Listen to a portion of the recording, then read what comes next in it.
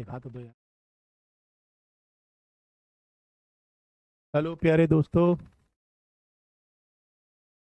Hello प्यारे दोस्तों। आप लोगों को मेरी आवाज़ आ रही है? थोड़ा सा बताइएगा। आप लोगों को आप लोगों को मेरी आवाज़ आ रही है?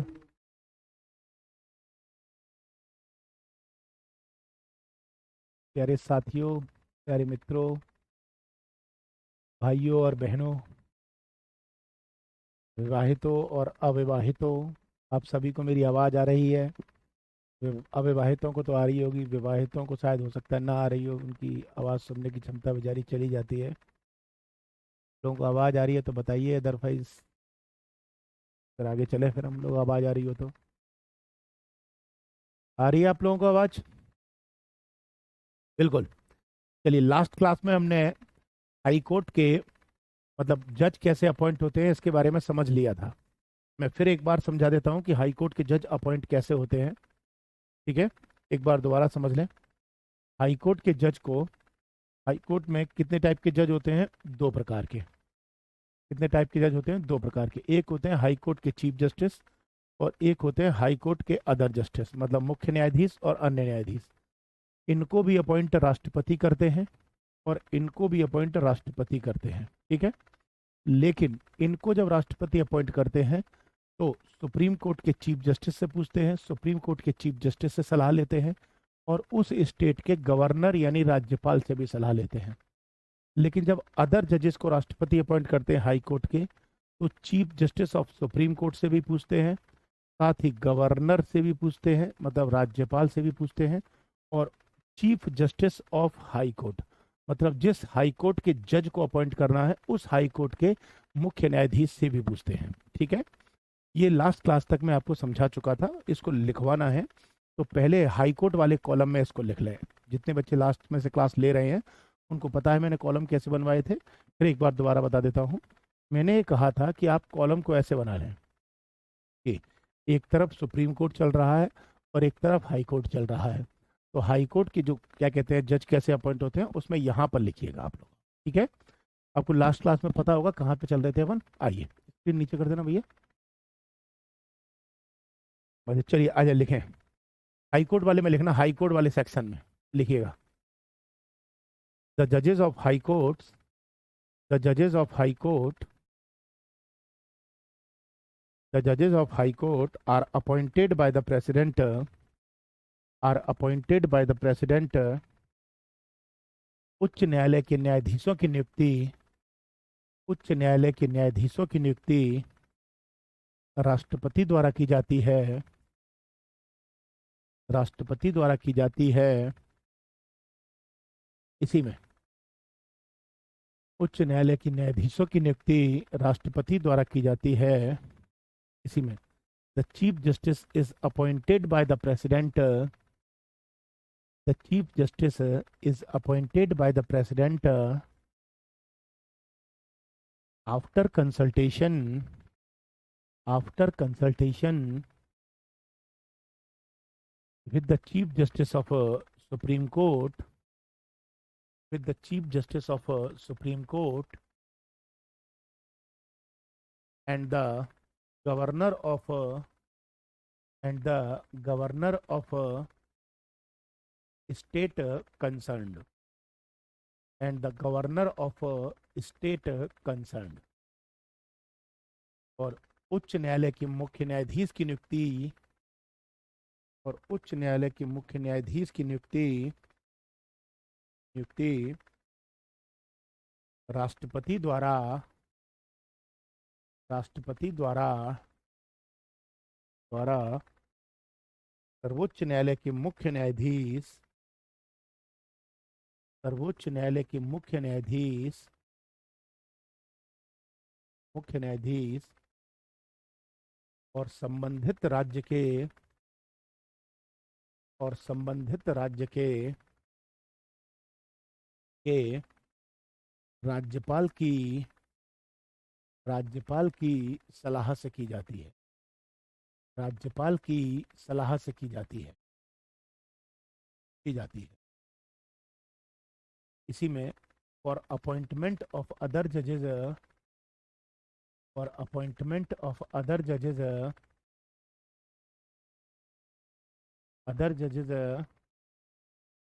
The chief justice,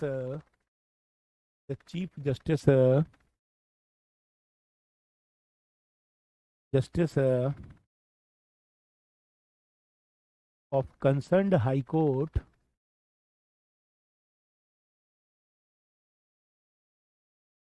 the chief justice of concerned high court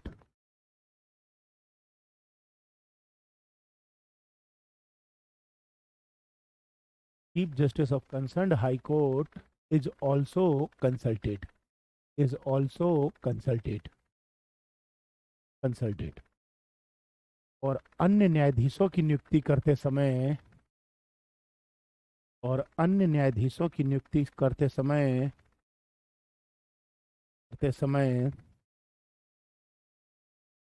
राष्ट्रपति संबंधित उच्च न्यायालय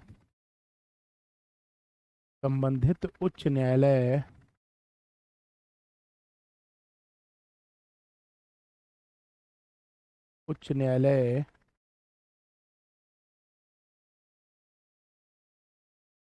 न्यायालय के मुख्य न्यायाधीश से भी सलाह लेते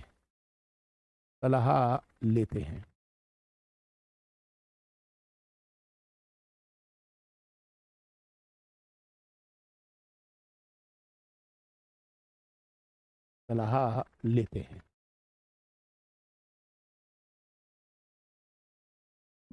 सॉरी, चले आगे चले, यहाँ तक समझ में आ गया हो तो। आज थोड़ा सा मेरी तबीयत खराब है, इसलिए आपको असुविधा हो सकती है, बट टॉपिक समझ में आएगा, आप इसके लिए निश्चिंत रहें। अब देखिए, ये मैंने सुप्रीम कोर्ट और हाई कोर्ट के जज को अपॉइंट करने का सिस्टम समझा दिया है। अब आगे की इस कहानी समझना क्या होती है, पूरी आगे की डिटेल समझना क्या है, पहले समझना फिर बाद में लिखवाता हूँ, ठीक है। एक्चुअली हुआ क्या था, पार्लियामेंट ने यानी कि संसद ने एक संविधान में संशोधन किया था।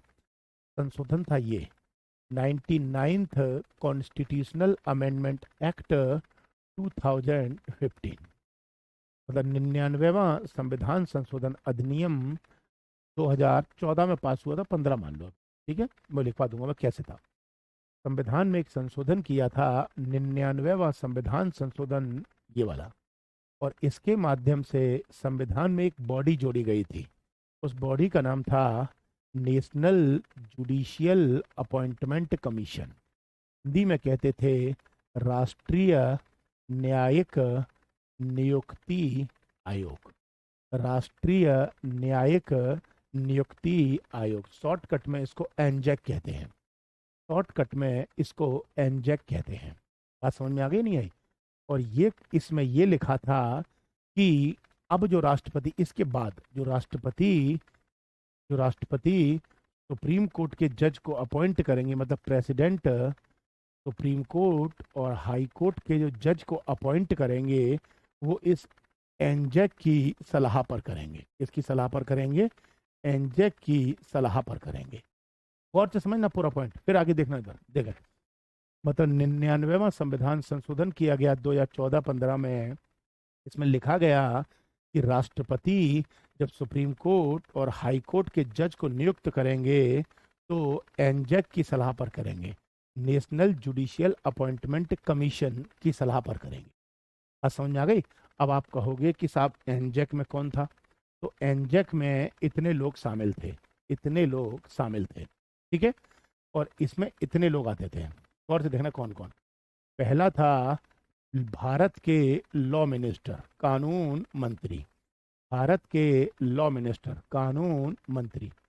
दूसरा था chief justice of Supreme court के मुख्य न्यायाधीश। तीसरा था सुप्रीम कोर्ट है यार, ये क्या लिखते हैं। तीसरे थे सुप्रीम कोर्ट के दो अन्य जज। बात समझ में आ गई? फिर एक इसके आगे था एक कोई नामी विधिवेत्ता। ये पूरी बॉडी थी, टोटल मिला के इसमें इतने मेंबर थे, ठीक है। अब राष्ट्रपति जब सुप्रीम कोर्ट के जज को अपॉइंट करेंगे तो एक तो कानून मंत्री, एक मुख्य न्यायाधीश, दो सुप्रीम कोर्ट के अन्य जज और एक नामी विधिवेत्ता, इतने लोगों से सलाह लेंगे। बात समझ में आया? लेकिन हुआ क्या, 2015 में, 2015 में ही सुप्रीम कोर्ट ने इसका रिव्यू किया क्योंकि सुप्रीम कोर्ट को न्यायिक पुनर्विचार करने का अधिकार प्राप्त है। यानी सुप्रीम कोर्ट पुनर्विचार कर सकता है किसी भी संसद द्वारा बनाए गए कानून की, ठीक है। तो सुप्रीम कोर्ट ने जब इसका रिव्यू किया तो पाया कि ये पूरा का पूरा जो बॉडी है, ये वाली जो बॉडी है एनजैक, ये गैर संवैधानिक है, यानी संविधान के खिलाफ है ये। यानी कि ये न्यायपालिका की स्वतंत्रता पर प्रश्न चिन्ह लगाती है। इसलिए सुप्रीम कोर्ट ने इस पूरे सिस्टम को खत्म कर दिया और ये एनजैक को लेकर संविधान में जो संशोधन हुआ था वो रद्द करार दे दिया गया। इसीलिए जो पहले जिस प्रोसेस से सुप्रीम कोर्ट और हाई कोर्ट के जज अपॉइंट होते थे, आज भी उसी प्रोसेस से हाई कोर्ट और सुप्रीम कोर्ट के जज अपॉइंट होते हैं और ये व्यवस्था खत्म कर दी गई है, अभी नहीं है। ये सिर्फ और सिर्फ कुछ दिन के लिए आई थी, लेकिन संविधान का सुप्रीम कोर्ट ने रिव्यू किया और पाया कि ये गलत है, तो सुप्रीम कोर्ट ने इसे रद्द करार दी। बताइए समझ में आ गया नहीं आया? बताना एक बार, चलो ये कमेंट देखना जरा, कमेंट देख के बताना बच्चों को समझ में आ रहा नहीं आ रहा। इसमें पीडीएफ कैसे मिलेगी? वो डाउनलोड में पड़ी होगी ना? क्यों? एक डाउनलोड में कॉन्स्टिट्यूशन की पीडीएफ पड़ी है, वो कहाँ है? हाँ चल भाई, डाउनलोड में पीडीएफ डाली थी।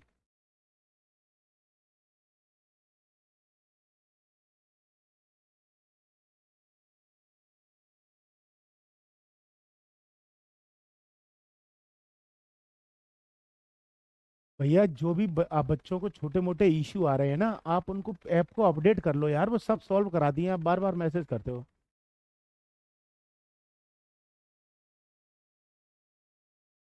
बताइए यहाँ तक आपको क्लियर हो गया या फिर आगे चलूं?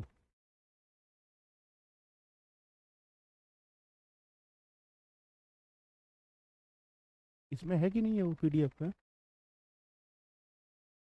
तो किसमें होगी?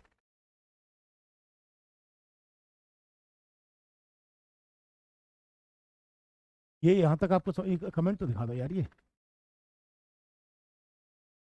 क्लियर हो गया?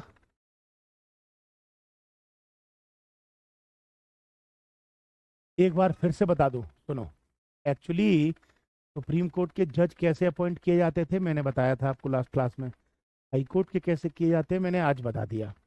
लेकिन 2015 में, 14-15 में संसद ने संविधान में संशोधन किया और एक राष्ट्रीय न्यायिक नियुक्ति आयोग बनाया, नेशनल जुडिशियल अपॉइंटमेंट कमीशन बनाया। और 99वां संविधान संशोधन था ये। और इसमें कहा कि राष्ट्रपति सुप्रीम कोर्ट को जज को जो अपॉइंट करेंगे वो एनजैक की सिफारिश पर करेंगे। एनजैक, एनजैक मतलब राष्ट्रीय न्यायिक नियुक्ति आयोग, ठीक है। लेकिन सुप्रीम कोर्ट ने एनजैक की संवैधानिक समीक्षा की, मतलब कॉन्स्टिट्यूशन का रिव्यू किया। तो रिव्यू के में पाया कि एनजैक गलत है, इसीलिए सुप्रीम कोर्ट ने एनजैक को रद्द करार दे दिया। क्लियर हो गया? तो अभी भी सुप्रीम कोर्ट के और हाई कोर्ट के जज उसी प्रोसेस से अपॉइंट होते हैं जो प्रोसेस पहले से चल रहा था। अब लिखवाऊं इसको, अब लिखवाऊं इसको, अब लिखवाऊं इसको। तो सुनो, अब इसको चाहो तो आप सुप्रीम कोर्ट में लिख लो, चाहे हाई कोर्ट में लिख लो। ये पूरा हेडिंग दोनों के लिए था, आप चाहो तो किसी में भी लिख लो। ये कह रहे हैं आवाज नहीं आ रही, आवाज आ तो रही है ना? है? एक मिनट आपकी आवाज चेक कर लेते हैं।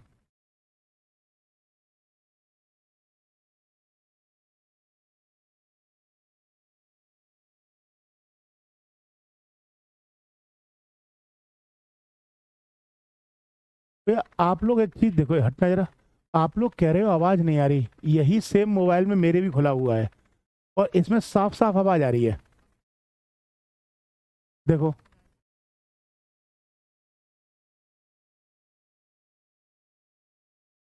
अब आप लोग अगर कहोगे तो आपके मोबाइल में दिक्कत है ना थोड़ा सा, हमारी तरफ से सही है। ठीक है, आ जाए। अब इसको लिखवा देता हूँ, लिखें। The 99th the 99th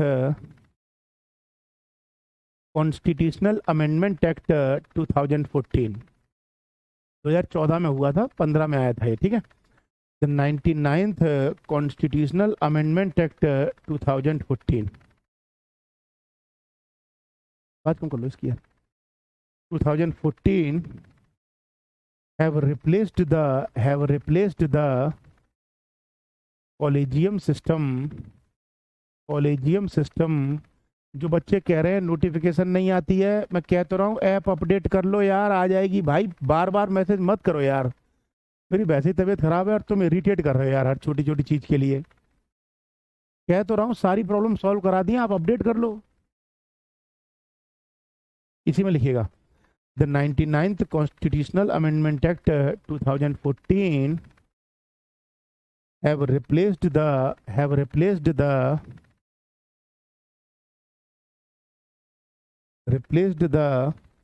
collegium system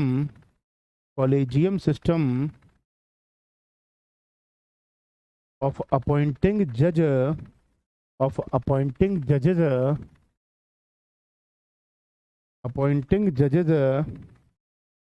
to the Supreme Court and High Court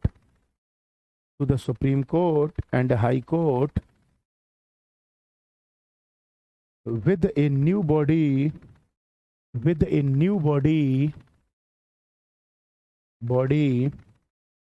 called the National Judicial Appointment Commission. Called the National Judicial Appointment Commission. 99वें संविधान संशोधन अधिनियम 99वें संविधान संशोधन अधिनियम 2014 द्वारा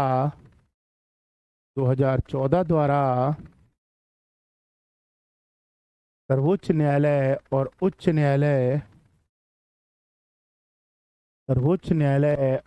न्यायालय के न्यायाधीश को नियुक्त करने के लिए जो पहले से कॉलेजियम व्यवस्था चली आ रही थी, जो मैंने आपको समझाई थी लास्ट क्लास में, सुप्रीम कोर्ट के जज की और अभी हाई कोर्ट के जज की, उसे पहले कॉलेजियम कहते हैं। ठीक है, जो पहले से कॉलेजियम व्यवस्था चली आ रही थी उसे बदलकर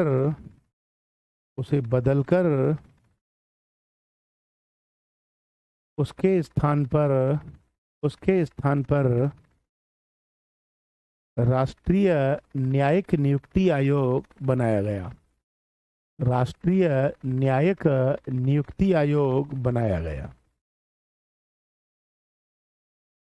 समझ में आ गया? मतलब क्या बना दिया? राष्ट्रीय न्यायिक नियुक्ति आयोग बनाया गया। अब इसमें लिखना, अब ब्रैकेट में लिखना हिंदी इंग्लिश दोनों वाले, कि राष्ट्रीय न्यायिक नियुक्ति आयोग में कौन थे। पहला, यूनियन मिनिस्टर ऑफ लॉ, केंद्रीय कानून मंत्री।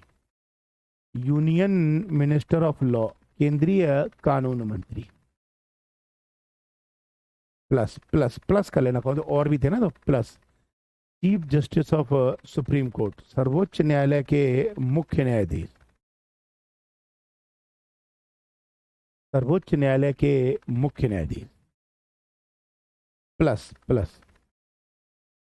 प्लस टू अदर सीनियर जज ऑफ सुप्रीम कोर्ट,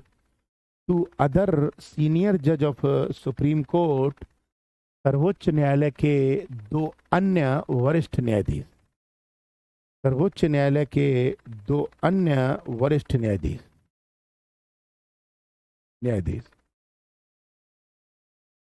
ठीक है, और ये जो मैंने आपको यहाँ बोला है, ये एक नहीं थे, दो थे। लिखिए, अगला लिखें प्लस करके, टू एमिनेंट पर्सन, दो नामी व्यक्ति, टू एमिनेंट पर्सन, दो कोई भी नामी व्यक्ति, इसकी थोड़ा नीचे कर देंगे, दो नामी व्यक्ति। तो टोटल मिलाकर इसमें कितने बंदे थे? 6 थे। अगर आपसे कभी एग्जाम में पूछे कि जो एनजेक आया था उस एनजेक में कितने मेंबर थे, तो टोटल मिलाकर 6 मेंबर थे। ठीक है, चले चले इसी में अब ब्रैकेट बंद कर देना और इसी पैरा में लिखना, ब्रैकेट पे बंद कर देना और इसी पैरा में लिखना। However, in 2015, however, in 2015, हालांकि 2015 में, हालांकि 2015 में, 15 में, the Supreme Court has declared, the Supreme Court has declared, declared the 99th Constitutional Amendment Act, the 99th Constitutional Amendment Act as unconstitutional, as unconstitutional। हालांकि 2015 में सर्वोच्च न्यायालय ने, सर्वोच्च न्यायालय ने राष्ट्रीय न्यायिक नियुक्ति आयोग को, राष्ट्रीय न्यायिक नियुक्ति आयोग को असंवैधानिक करार दे दिया, असंवैधानिक करार दे दिया, दे दिया, दे दिया, असंवैधानिक करार दे दिया। तो इसलिए, तो इसलिए the earlier collegium system, the earlier collegium system, system became operative again, became operative again। इसीलिए पुरानी कॉलेजियम व्यवस्था, पुरानी कॉलेजियम व्यवस्था पुनः अस्तित्व में आ गई, पुनः अस्तित्व में आ गई। अब अगर आपसे कोई ये पूछे एग्जामिनर या इंटरव्यू बोर्ड में कि ऐसा सुप्रीम कोर्ट ने क्यों किया था, तो मैंने बताया ना, सुप्रीम कोर्ट ने इसलिए किया था कि ताकि सुप्रीम कोर्ट की स्वतंत्रता पर कोई प्रश्न चिन्ह ना लगे। ठीक है, इसी में लिखिएगा, the court said that, the court said that, सर्वोच्च न्यायालय ने कहा था कि, सर्वोच्च न्यायालय ने कहा था कि द न्यू एनजेक सिस्टम, एनजेक मतलब national judicial appointment commission, said that the new NJAC system, NJAC system would affect the, would affect the, would affect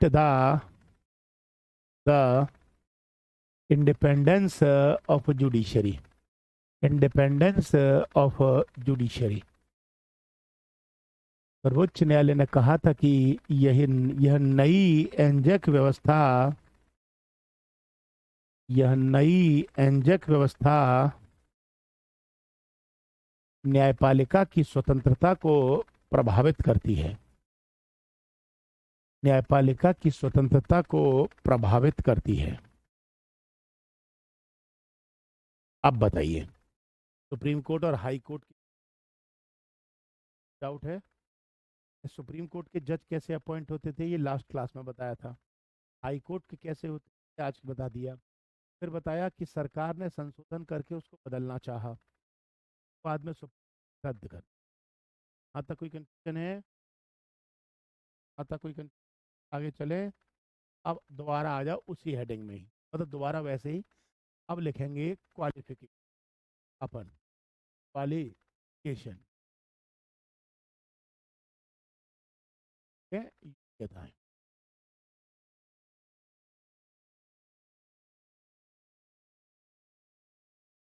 court और हाई कोर्ट के जज की योग्यताएं क्या होती?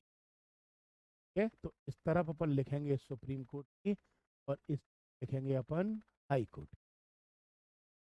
क्या आ गया यहाँ तक? ठीक है, अब देखें पहले क्या है और से सुनना और से देखना। इधर सुनो, सुप्रीम कोर्ट का जज बनने के लिए सुप्रीम कोर्ट का जज बनने के लिए केवल दो योग्यताएं होती, केवल दो योग्यताएं होती। पहला कि वह भारत का नागरिक होना चाहिए। दूसरी योग्यता ये होती है कि वह किसी भी हाई कोर्ट में कम से कम 5 साल जज रहा हो, कम से कम 5 साल जज रहा हो, किसी भी हाई कोर्ट कम से कम 5 साल जज रहा हो।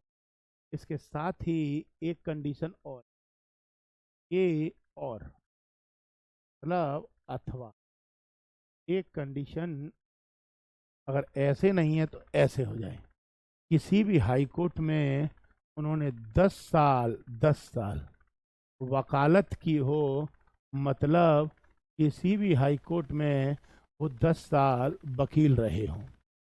ठीक है, और अगर ये नहीं हो तो तीसरी कंडीशन भी है, या मतलब और या अथवा। ठीक है, तीसरी कंडीशन ये रही। तीसरी ये है वो एक एमिनेंट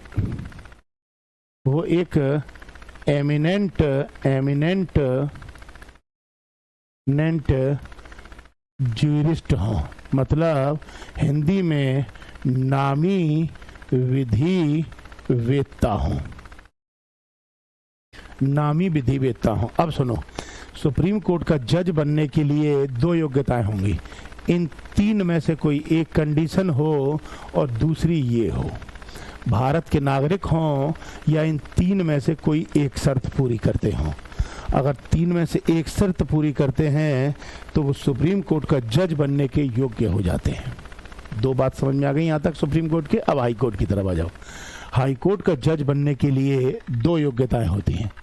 पहला, वे भारत के नागरिक होने चाहिए, पहली कंडीशन तो यही है, दूसरा कलर ले लूं कोई। दूसरी कंडीशन ये है, पहली ये रही मैंने बता दी जो है, दूसरी कंडीशन ये है वो 10 साल एडवोकेट रहे हों।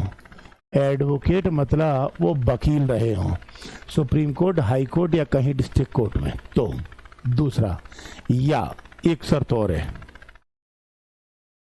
या और, ठीक है, वो 10 साल किसी डिस्ट्रिक्ट कोर्ट में जज रहे हों।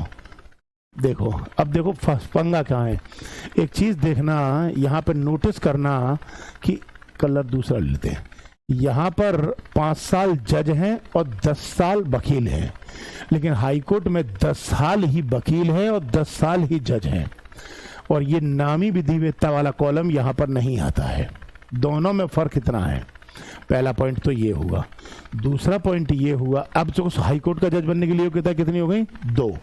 इन दोनों में से कोई एक और एक ये, ठीक है, और इनमें मिनिमम एज नहीं होती। मतलब ऐसा नहीं है कि सुप्रीम कोर्ट और हाई कोर्ट के जज इतनी योग्यता वाले एज वाले होंगे। कुछ बच्चे कह सकते हैं एग्जाम में आ जाए कि सुप्रीम कोर्ट के जज की न्यूनतम आयु 35 साल होती है या 30 साल। नहीं, सुप्रीम कोर्ट का जज कोई ढाई मतलब कोई 2 महीने का बच्चा भी बन सकता है, अगर उन 3 में से कोई एक शर्त पूरी करता है तो।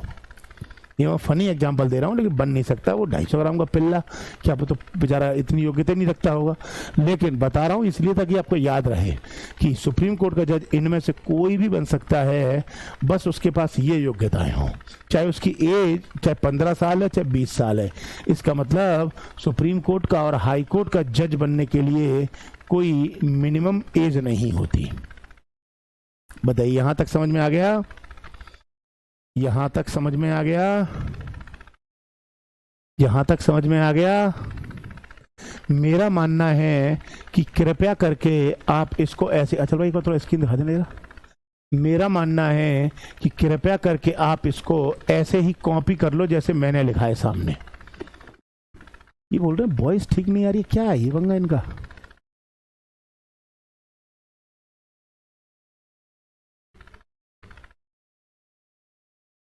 किस में?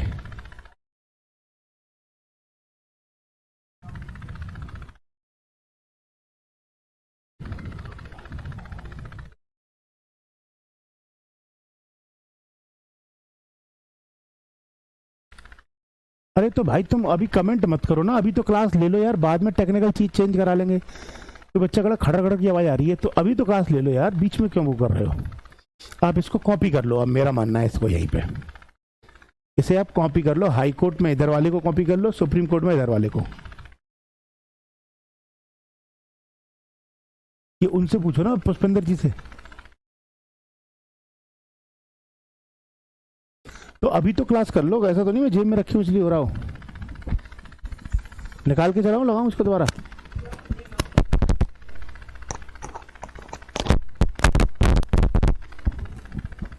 हाँ जी, आपको आवाज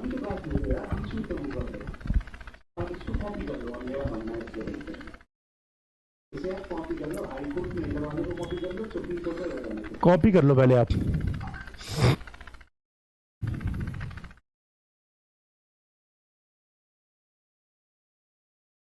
चलें आगे, अगर कॉपी कर लिया हो तो। अरे भैया आवाज वाला लिखो मत यार, अभी मैं मुझे मालूम है वो जनरेटर जैसी कुछ आवाज आ रही है पीछे, वो कर रहे हैं, वो अपना बार बार लिख क्यों रहे हो? आप इसको तो लिख लो, उतार तो लो। हो गया? हो गया। अब इसी में एक लाइन दोनों में लिखना, एक लाइन सुप्रीम कोर्ट में भी लिखना, एक लाइन हाई कोर्ट में भी लिखना, नीचे लिखना। जिन बच्चों ने कॉपी नहीं किया हो बाद में पॉज करके कॉपी कर लेना। लिखें, फ्रॉम द एबव उपरोक्त से स्पष्ट है कि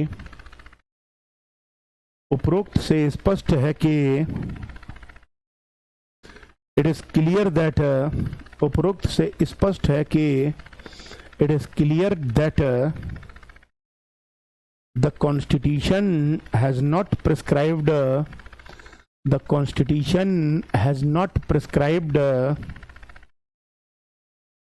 prescribed a minimum age for appointment as a judge of Supreme Court, उपरोक्त से स्पष्ट है कि भारत का संविधान सर्वोच्च न्यायालय के न्यायाधीशों की नियुक्ति करने के लिए कोई न्यूनतम आयु नहीं बताता। क्लियर है? सेम टू सेम लाइन आप हाई कोर्ट वाले में भी कॉपी कर दो, सेम यही वाली लाइन, बस वहां सुप्रीम कोर्ट की जगह हाई कोर्ट कर देना। बस सेम टू सेम लाइन आप सुप्रीम कोर्ट से लेके हाई कोर्ट में कॉपी कर दो, बस वहां सुप्रीम कोर्ट की जगह हाई कोर्ट लिख देना बस।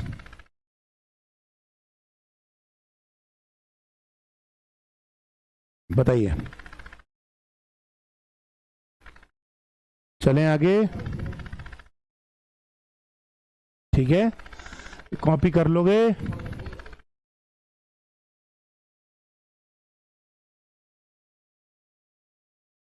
अच्छा, अधिकतम कोई बच्चा पूछा, हर्षित गुप्ता फ्रॉम उन्नाव उत्तर प्रदेश, बहुत लंबा एड्रेस डाल देते, गांव खेत खसरा फसरा सब डाल देते यार।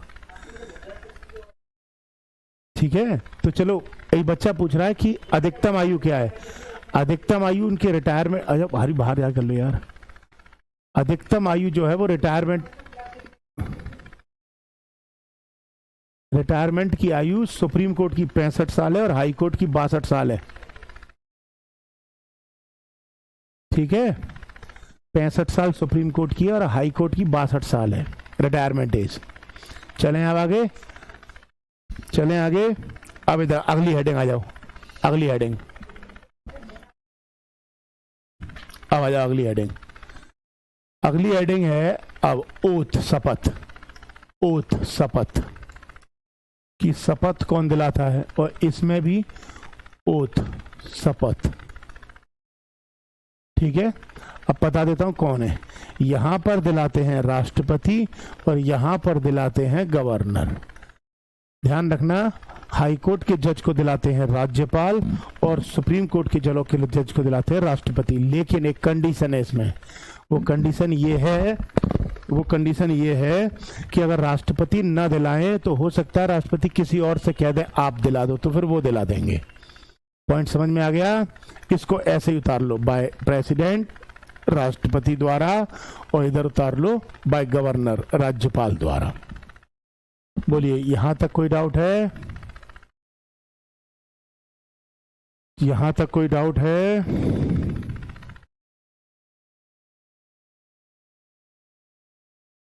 यहां तक कोई डाउट है? बोलो।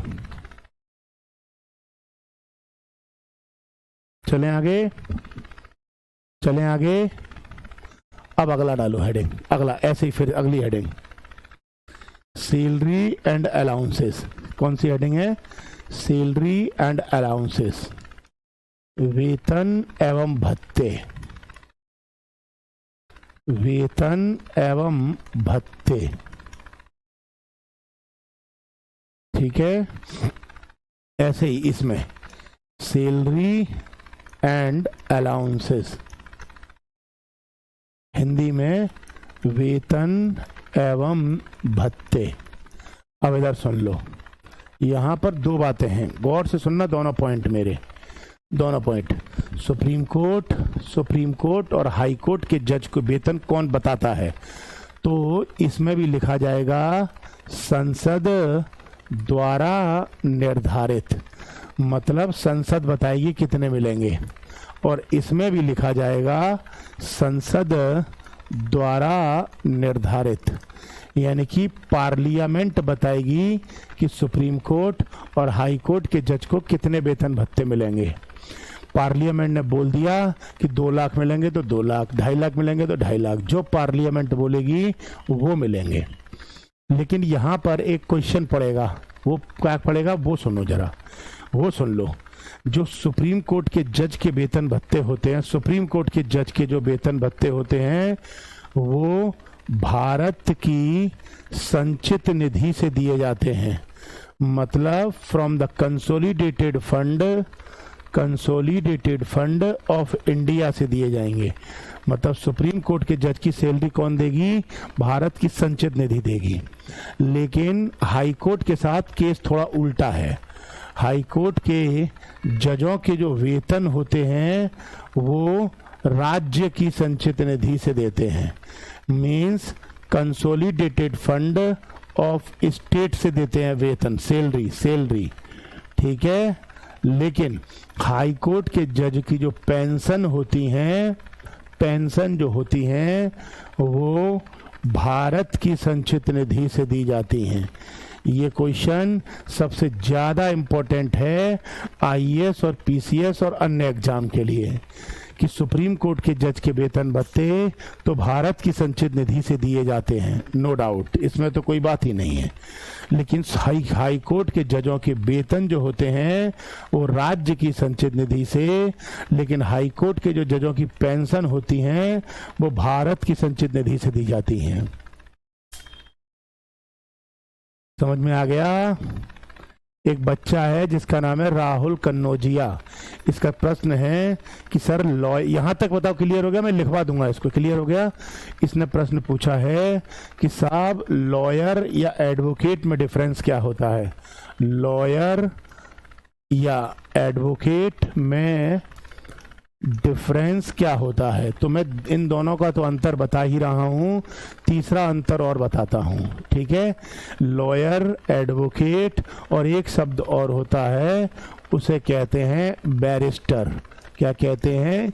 बैरिस्टर। तो सुनो, अगर कोई भी बंदा मान लो अगर लॉ की डिग्री कर लेता है, लॉ मतलब उसने एलएलबी कर लिया या एलएलएम कर लिया, तो उस बंदे को लॉयर कहा जाता है। क्या कहा जाता है? लॉयर कहा जाता है। लेकिन ये कोर्ट में केस नहीं लड़ सकता। हाँ, आप इससे सलाह वगैरह ले सकते हो, लेकिन अगर किसी बंदे ने एलएलबी प्लस एलएलएम या एलएलबी या एलएलएम कर लिया plus bar council of India, bar council of India का लाइसेंस ले लिया तो ये बंदा एडवोकेट कहलाएगा। और जिस बंदे के पास बार काउंसिल ऑफ इंडिया का लाइसेंस होता है वो बंदा केस लड़ सकता है। ध्यान रखिएगा, केवल एलएलबी या एलएलएम करने से कोई केस नहीं लड़ सकता, न का वकील बन सकता है। लॉयर उसे कहते हैं जो एलएलबी या एलएलएम कर लेता है। एडवोकेट उसे कहते हैं जिसने एलएलबी और एलएलएम तो कर लिया लेकिन बार काउंसिल ऑफ इंडिया का लाइसेंस भी ले लिया तो वो केस लड़ सकता है, वकील बन गया, कोर्ट में जज के सामने खड़े होकर वकालत कर सकता है। समझ में आ गया? इसे मूवी के सीन में समझाऊं। एक मूवी थी ना जिसमें वो क्या कहते हैं, दामिनी करके थी, जिसमें सन्नी देओल का 2.5 किलो का हाथ था। तो सन्नी देओल उसमें केस लड़ता है तो जो वकील होते हैं जो केस लड़ते हैं अदालत में खड़े होके वो सब एडवोकेट कहलाते हैं, लॉयर नहीं कहलाते। ठीक है, अब सुनो, अब बैरिस्टर क्या है सॉरी थोड़ा तबीयत खराब है इसलिए ऐसा लग रहा है ना। अब बैरिस्टर क्या है सुनो। एक्चुअली बैरिस्टर वाला कॉन्सेप्ट अंग्रेजों के जमाने का चला आ रहा है। एक्चुअली है क्या बताता हूं, ब्रिटेन में यानी ग्रेट ब्रिटेन की 45 यूनिवर्सिटी हैं, 45 यूनिवर्सिटी हैं। अगर किसी बंदे ने, इंडिया के किसी बंदे ने उन 45 यूनिवर्सिटी में से किसी भी यूनिवर्सिटी से एलएलबी या एलएलएम या लॉ की डिग्री ले रखी है, मतलब लॉ की डिग्री ले रखी है, और फिर मतलब एलएलबी की डिग्री अगर इंडिया की किसी यूनिवर्सिटी से लोगे तो अलग बात है।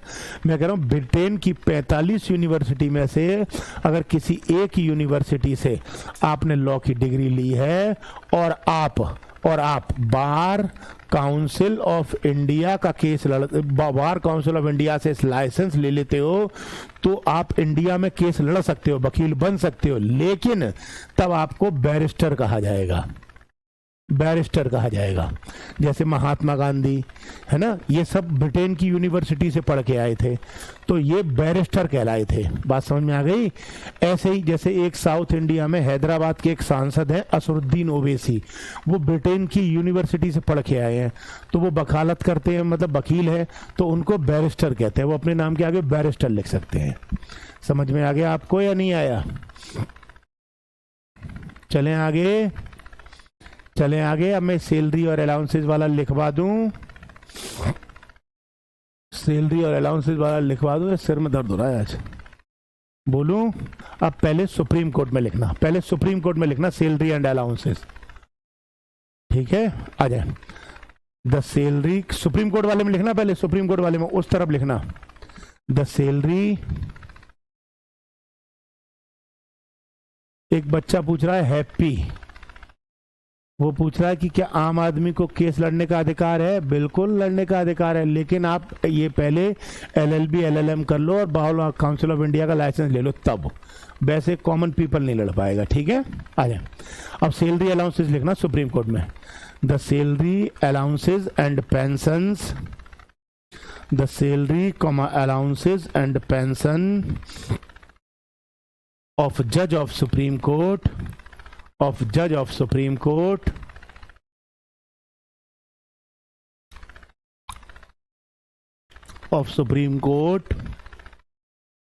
are determined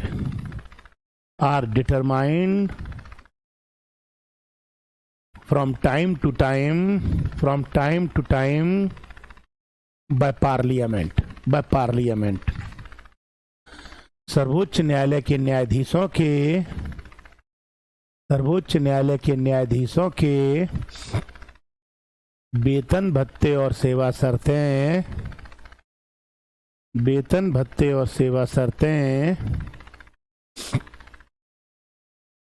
भारत की संसद द्वारा निर्धारित होते हैं,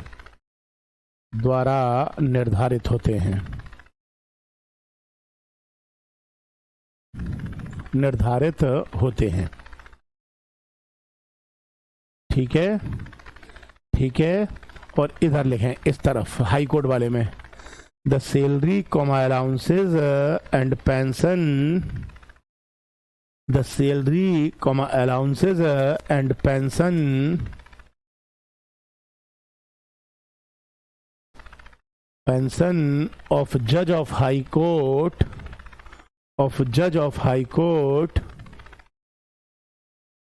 are determined by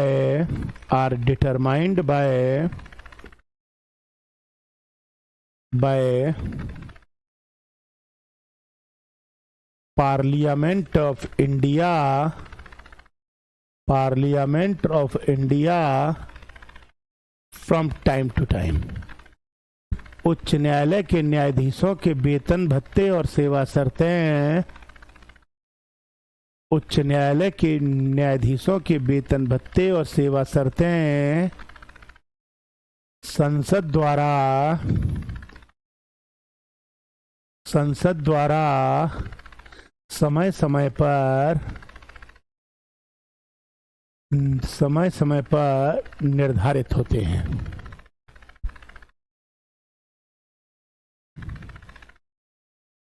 ठीक है, अब देखो ये डायग्राम बना लेना कि सैलरी और अलाउंसेज ऑफ सुप्रीम कोर्ट के जज की जो सैलरी अलाउंसेज हैं वो संचित निधि से जाती हैं। ठीक है, ये डायग्राम बना लेना है ना। और जो हाई कोर्ट के जज के वेतन भत्ते और पेंशन जो होती हैं उसमें पेंशन राज्य की संचित निधि से जाती है और पेंशन भारत की संचित निधि से आती है। डायग्राम बना लेना यहीं का यहीं, नहीं बाद में भूल जाओगे। बना लिया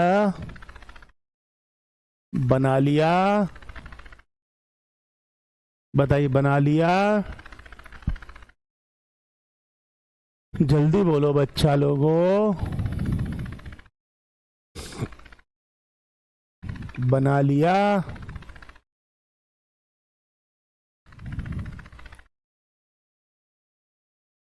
हो गया? जल्दी बोलो बच्चा लोगों, हो गया? चले, हो गया, चलो बढ़िया।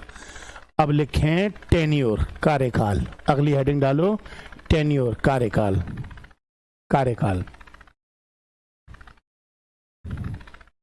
मैं इस तरीके से आपको लिखवा दे रहा हूं कि कल को आपको सुप्रीम कोर्ट और हाई कोर्ट में कभी कंफ्यूजन हो तो किताब खोलने की जरूरत नहीं पड़ेगी। पेंशन क्या होता है? अर्जुन चौधरी पूछ रहा, पेंशन। भैया पेंशन का मतलब होता है जब कोई बंदा रिटायर हो जाता है ना, तो जो सैलरी उसकी थी उस सैलरी का आधा हिस्सा मिलता है, उसे पेंशन कहते हैं। ठीक है, कार्यकाल, टेन्योर। अब सुनो, देखो सुप्रीम कोर्ट के जज का जो कार्यकाल होता है वो 65 साल होता है। मतलब सुप्रीम कोर्ट के जज 65 साल की उम्र तक अपने पद पर रहते हैं। और जो हाई कोर्ट के जज होते हैं उनका कार्यकाल 62 साल होता है। यानी हाई कोर्ट के जज अपने पद पर 62 साल की उम्र तक रहते हैं। ऐसे ही इतना बना लो, बस इतना बना लो, हो गया, इतने में काम, इसके आगे कुछ है ही नहीं इसमें। बना लो, बना लिया बच्चा लोगों?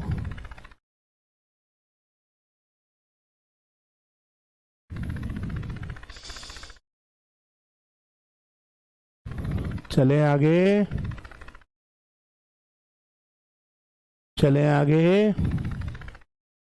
जल्दी बताओ बच्चा लोगों। एक लड़की है, कोई पता नहीं, नाम तो पता नहीं है क्या है, जो भी है, वो पूछ रही है सर आचार संहिता क्या होता है? मैडम जी, जब इलेक्शन होते हैं ना, तो इलेक्शन के टाइम पर इलेक्शन कमीशन कुछ नियम कायदे कानून बनाता है। उन कानूनों का उल्लंघन कोई भी पार्टी या कोई भी चुनाव लड़ने वाला व्यक्ति नहीं कर सकता और उन नियमों को फॉलो करना पड़ेगा। उसी को आचार संहिता या इंग्लिश में कोड ऑफ कंडक्ट कहते हैं। ये आपका आगे आएगा मैडम जी। ठीक है, आप परेशान मत हो, रो मत आप। ठीक है, आ जाओ। यहाँ तक हो गया? बस अब अपन ने जो बॉक्स बनाया था, शुरू में जो बॉक्स बनाया था, उस बॉक्स को अब आप बंद कर दो ऐसे करके, क्योंकि बॉक्स वाली मेन चीजें यहाँ पर हो गई हैं। अब हेडिंग के साथ चलेंगे। चले आगे, आ जाओ। अब हेडिंग डालो। अब आप एक एक करके हेडिंग डालो, एक एक करके। पहला, रिमूवल प्रोसेस ऑफ जज of Supreme court and high court, Hindi में बोलते हैं supreme court and high court के जज के हटाने की प्रक्रिया, हटाने की प्रक्रिया। मैं जानता हूं आपकी 4 बजे इंग्लिश की हिस्ट्री की क्लास है, लेकिन ये जज ऑफ इनको हटाने की प्रक्रिया समझा तो दूं, एक बार समझा दूंगा और अगली क्लास में फिर मैं लिखवा दूंगा। तो ये जो प्रोसेस है बहुत लंबा प्रोसेस है, तो कम से कम आपको 2 बार समझ में आ जाएगा ना, एक बार आज समझाते समय, ठीक है, और फिर आगे जब लिखवाऊंगा तब मैं उसको अच्छे से लिखवा दूंगा, तो वो 2 बार हो जाएगा। क्योंकि बच्चों को सुप्रीम कोर्ट के जज और हाई कोर्ट के जज को कैसे हटाते हैं ये समझ में नहीं आ पाता ठीक से, और भारत में ज़्यादातर टीचर भी उसको ठीक से समझा नहीं पाते हैं। तो मैं सिंपल भाषा में समझाने की कोशिश करूंगा और वो आपको समझ में आ जाएगा, आप चिंता ना करें। सुन के आ जाए, देखो इसको ऊपर कर देते हैं, देखो दिखाओ क्या, देखो एक्चुअली सुप्रीम कोर्ट और हाई कोर्ट के जज को हटाने की प्रक्रिया को महाभियोग नहीं कहते, कुछ किताबों में उसको महाभियोग या इम्पीचमेंट कहते हैं, और इम्पीचमेंट केवल राष्ट्रपति पर लगता है, सुप्रीम कोर्ट और हाई कोर्ट के जज पर नहीं लगता, पहला पॉइंट। हाँ, सुप्रीम कोर्ट और हाई कोर्ट के जज को भारत की संसद हटाती है, पार्लियामेंट हटाती है, ठीक है। अब कैसे हटाती है, तो पहला पॉइंट सुनना। सबसे पहला कदम ये होगा, पहला स्टेप 1 में स्टेप 1 और स्टेप 2 करके लिखा दूंगा, ठीक है।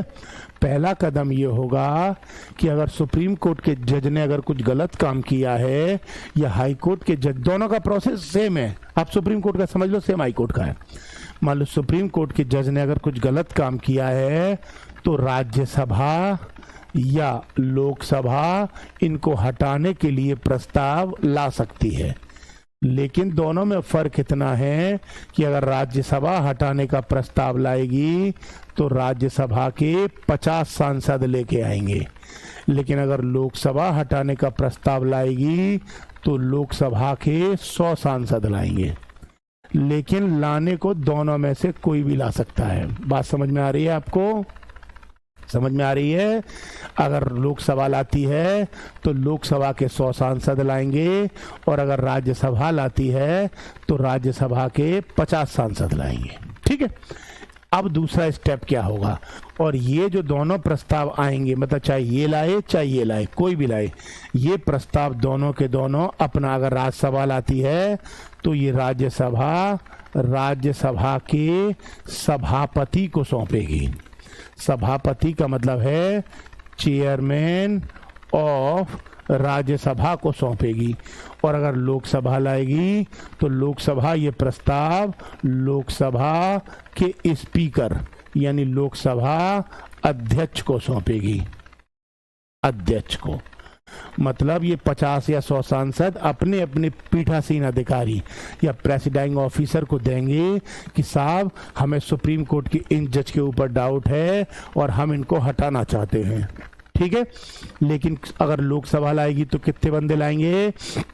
100, और राज्यसभा लाएगी तो कितने बंदे लाएंगे? 50। बात समझ में आ गई नहीं आई? ठीक है। अब देखो क्या होगा, अब ये जो पीठासीन अधिकारी होंगे इनके पास शक्ति होती है कि ये चाहें तो इस प्रस्ताव को स्वीकार करें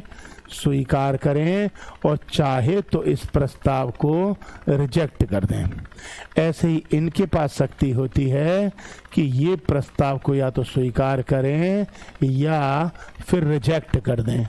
मान लो मैं हूँ लोकसभा स्पीकर और मुझे 100 सांसदों ने प्रस्ताव दिया, तो 100 सांसदों ने कहा साहब हम लोकसभा सुप्रीम कोर्ट के जज को हटाना चाहते हैं, तो मैं उनके साइनों को देखूंगा और कहूंगा कि नहीं आपको वैसे ही डाउट हो रहा है, ये छोड़ो, ये प्रस्ताव खराब है, और मैं चाहूं तो इसको रिजेक्ट करके फाड़ के फेंक दूं, और मैं चाहूं तो स्वीकार कर लूं। बताओ इतने में कोई डाउट है? इतने में बताओ, इतने में कोई डाउट है?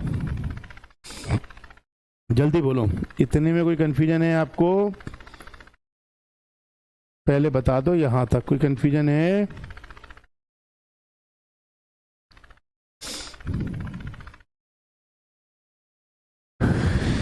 जल्दी बोलो भाई, कोई कंफ्यूजन है? यार ये आगे के क्वेश्चन क्यों पूछ रहे? सिविल कोर्ट किसे कहते हैं? आगे आएगा ना मेरे भैया, बताऊंगा। अरे चीफ जस्टिस ऑफ इंडिया हो या other justice of Supreme court हो या chief justice of high court हो या चीफ जस्टिस ऑफ अदर कोई भी जज हो यार, सुप्रीम कोर्ट हाई कोर्ट के सबका प्रोसेस सेम, मैं बोल तो रहा हूं, ठीक है। अब देखो, अब अगर मान लो इन्होंने प्रस्ताव रिजेक्ट कर दिया, इन्होंने कहा कि नहीं ये सुप्रीम कोर्ट के जज गलत नहीं है, तो प्रस्ताव खत्म हो गया यहीं पे। लेकिन अगर इन्होंने स्वीकार कर लिया, मान लो इन्होंने अगर प्रस्ताव स्वीकार कर लिया, मैंने मान लेता हूं स्वीकार कर लिया, ठीक है। अब अगर स्वीकार कर लिया, इस वाले पॉइंट को इधर ले लो, अगर स्वीकार कर लिया तो यहां पर 3 मेंबर की एक कमेटी बनेगी, मतलब एक समिति बनेगी, और ये समिति जांच करेगी कि वास्तव में जो वो जिस जज के ऊपर प्रस्ताव लाया गया है वो रियल में गलत है या सही है अपनी जगह। तो ये 3 बंदों की कमेटी इसकी जांच करती है। अब इस 3 बंदों की कमेटी में कौन कौन होते हैं, तो देखो ये कौन कौन होते हैं। 3 में ये होते हैं, पहले होते हैं chief justice of Supreme court, या तो भारत के मुख्य न्यायाधीश होंगे, ठीक है, या सुप्रीम कोर्ट का कोई एक जज होगा। अब आप कहोगे कैसे? अगर मान लो सुप्रीम कोर्ट के किसी एक जज के ऊपर लाया गया है प्रस्ताव, तो मुख्य न्यायाधीश इस कमेटी में होंगे। लेकिन अगर मुख्य न्यायाधीश के ऊपर खुद लाया गया है तो इसमें सुप्रीम कोर्ट के कोई और जज होंगे। क्लियर हो गया? ठीक है, एक बंदा ये हो गया, एक बंदा हो गया ये। अब दूसरा बंदा कौन है? हाई कोर्ट के, किसी भी एक हाई कोर्ट के कोई चीफ जस्टिस होंगे, किसी भी हाई कोर्ट के, हो सकता है केरला, तमिलनाडु, उत्तर प्रदेश, मध्य प्रदेश, छत्तीसगढ़, किसी भी हाई कोर्ट के एक जज होंगे, ठीक है। और तीसरा बंदा जो होगा वो होगा एक नामी विधिवेत्ता, मतलब एमिनेंट ज्यूरिस्ट होंगे, कोई भी एक नामी विधिवेत्ता होंगे। पॉइंट समझ में आ गया? पॉइंट समझ में आ गया? अब ये कमेटी इसकी जांच करेगी कि इनके ऊपर जो हटाने का प्रस्ताव लाया गया है वो सही है या नहीं। अगर इसने जांच में पाया, मान लो इन तीनों ने जांच करी और जांच में पाया कि वो जज गलत है वास्तव में, और मतलब प्रस्ताव सही है, तो वो लोकसभा या राज्यसभा से कह देंगे कि वास्तव में जज की गलती है, आप आगे का प्रोसेस चालू करो, आप आगे का प्रोसेस चालू करो। अब ऐसे में उसके बाद पहले जो प्रस्ताव लाया था, लोकसभा लाई थी तो लोकसभा और राज्यसभा लाई थी राज्यसभा। पहले जो लाया था, मान लो राज्यसभा लाई थी, तो राज्यसभा अपनी स्पेशल मेजॉरिटी से यानी विशेष बहुमत से ये प्रस्ताव पास करेगी, विशेष बहुमत से ये प्रस्ताव पास करेगी, ठीक है। और अगर लोकसभा लाई थी तो लोकसभा अपनी स्पेशल मेजॉरिटी से इसे पास करेगी, मतलब दोनों एक एक करके विशेष बहुमत से इसे पास करेंगे। समझ में आया? मान लो पहले राज्यसभा ने कर दिया और फिर लोकसभा ने कर दिया, उसके बाद प्रेसिडेंट एक साइन करेंगे और वो जज हट जाएंगे। ये प्रोसेस है। बताइए क्लियर हो गया है? नहीं हुआ? सिंपल सी बात है। अगर सुप्रीम कोर्ट या हाई कोर्ट के जज को हटाना होगा तो लोकसभा या राज्यसभा कोई भी प्रस्ताव ला सकती है। लोकसभा लाएगी तो कितने बंदे? 100। राज्यसभा लाएगी तो कितने बंदे? 50। दोनों अपने अपने अधिकारी को देंगे, मतलब पीठासीन अधिकारी को, लोकसभा स्पीकर को या राज्यसभा के चेयरमैन को, और वो चाहे तो स्वीकार करें, वो चाहे तो रिजेक्ट करें। अगर रिजेक्ट कर दिया तो बात ही खत्म हो गई, लेकिन अगर स्वीकार कर दिया तो उसमें 3 बंदों की कमेटी बनेगी। 3 बंदों में कौन कौन होंगे? कौन कौन होंगे? पहले में होंगे या तो सुप्रीम कोर्ट के मुख्य न्यायाधीश या सुप्रीम कोर्ट के अदर जज, ठीक है। दूसरे में होंगे हाई कोर्ट के चीफ जस्टिस, तीसरे में होंगे एक नामी विधिवेत्ता। और जांच में अगर इन्होंने पाया कि सुप्रीम वो जज गलत थे तो उसके बाद ये लोकसभा और राज्यसभा स्पेशल मेजोरिटी से पास करेगी और राष्ट्रपति साइन करेंगे, वो हट जाएंगे। अब देखो इसको आप, सरे तेरी, इसको आप ऐसे ही बना लेना। अगली क्लास में मैं आपको समझा के लिखवा भी दूंगा दोबारा। मैं यहाँ पर छोड़ दे रहा हूँ ताकि आप पॉज करके लिख सको। क्लियर है? यहाँ पे पॉज करके इतना लिख लेना, फिर आगे कर दे रहा हूँ। ठीक है, यहाँ पर। ठीक है, चले आगे, और फिर ऊपर कर दे रहा हूँ, यहाँ पर पॉज करके लिख लेना। ये आपको समझ में आ जाएगा। क्लियर हो गया? रिमूवल प्रोसेस समझा दिया है मैंने, अगली क्लास में मैं लिखवा दूंगा। और मैं आपको बोलूं, देखो शाम को आपकी बजट की क्लास है, लेकिन एक बार नोटिफिकेशन देख लेना, क्योंकि मेरी तबीयत सही नहीं है। मैं लेने में कैपेबल होऊंगा तो ज़रूर लूँगा, लेकिन यदि हो सकता है मेरा स्वास्थ्य अच्छा नहीं हुआ तो मैं आपको मना करूँ, तो मैं आपको बता दूंगा। बट ऐसा है नहीं, ले लूँगा, लेकिन 1% चांस है कि ऐसा होता है, क्योंकि मुझे फीवर सा आ रहा है, इसलिए मैंने आपको बोला है। ठीक है, यहाँ पर हो गया। अगली क्लास में मैं इसको लिखवा दूंगा आपको। Thank you.